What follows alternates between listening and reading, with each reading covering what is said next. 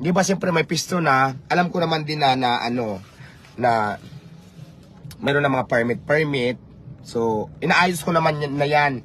Pinrovide ko na yung una, yung sa DTI, sa health, tapos sa business permit, yung mga requirements. Kinukomply ko naman na sa City Hall.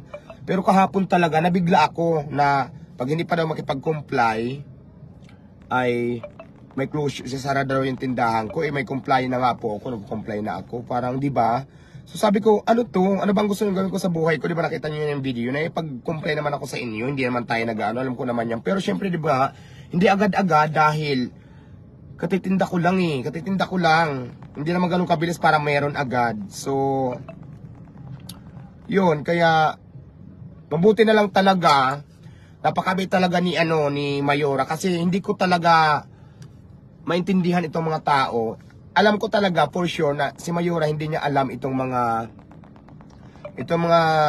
ibang nangyayari sa mga tao niya. Kaya ang ginawa ko, sabi ko wala akong ibang way kundi talaga pumunta kay Mayora at humingi ng tulong. Pero alam ko naman talaga na si Mayora talaga, Diyos ko, napakabait. Saka lalong-lalo na po si Mayora po, si Mayora Amy Calixto Rubiano. Shout out, napakabait nyo po. Alam ko naman talaga mabait kayo at hindi nyo po alam ang nangyayari sa likod po ng inyong yung iba lang yung iba lang. Kaya nagpapasalamat ako sa inyo kasi yung binigay mo sa aking 2 months na palugit para ayusin lahat ng kailangan ko. So maraming salamat.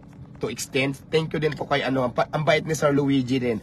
Luigi Rubiano Calixto. Thank you so much sa inyo kasi pinagbigyan nyo ako na talaga namang, di ba? Sabi ko, paano kung isara? Ano bang gusto nyo kasing gawin sa buhay ko? Kasi ang gusto kasi nitong mga tao na nagpunta dito sa akin na agad-agad. Sabi ko na pag-complain naman ako, hindi naman ganun kabilis para ma-provide ko agad. Ikalilipat ko lang dito, di ba? Nagagaling ako sa kalsada.